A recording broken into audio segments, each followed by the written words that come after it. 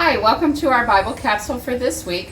Today we are going to talk about Rhoda, and her story is found in Acts 12, and Anita is going to read for us verses 12 to 17. Okay, let me give you a little background before we get started. In this story, Peter is in jail.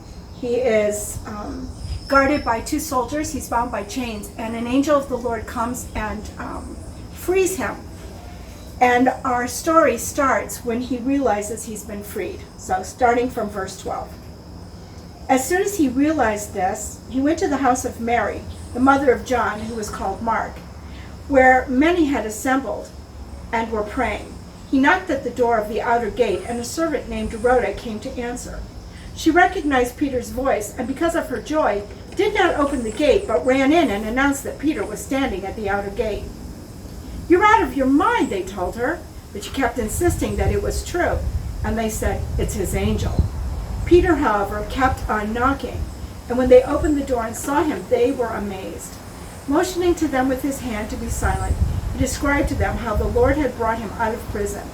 "Tell these things to James and the brothers," he said, and he left and went to another place. Okay, so here we know that Rhoda was foreign-born, and in her, while her name was Greek, meaning rose, in the house she was called Manius, and that means a mad woman. Because she was a slave, she has no genealogy or pedigree to our knowledge. When Peter arrived at Mary's house, there was a group of people in the house praying for Peter.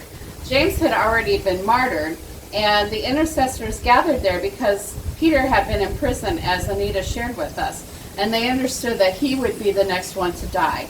So when Peter knocked on the door, Rhoda failed to let him in, and considering the circumstances, this might not have been so unusual. In these days, if the saints were unsure as to who was at the door, they would not open right away for fear that someone had been sent from Herod's court. Once she confirmed it was Peter, it was her duty to open the door. Despite confirmation, she was stunned and neglected to do so at first.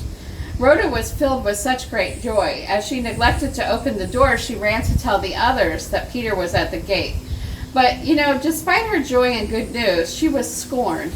However, she constantly affirmed that it was so, and her young heart believed in God and the power of prayer, and she would not succumb to the browbeating and the sarcasm.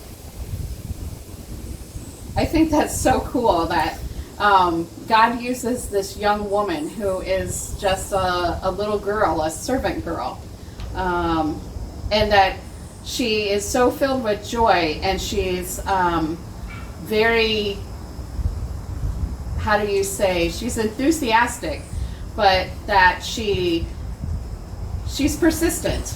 And she was so excited too. I love the fact that she leaves him outside the gate, that she doesn't let him in, that she's so excited, can't wait to tell the others that Peter is there and that he's alive. And I love that part about her, about how excited she was that she doesn't even open the door. But I also love that even though they were mocking her and telling her that she was out of her mind, that she persisted to say to them, "No, he's there, he's there. He's outside the door." This persistence in telling good news is something that I think we can take to heart. And that we can remember it doesn't matter your age or who you are or where you're from, that this good news is worthy of proclaiming. I think that's a great place for us to leave off, and we'll end this Bible capsule for today.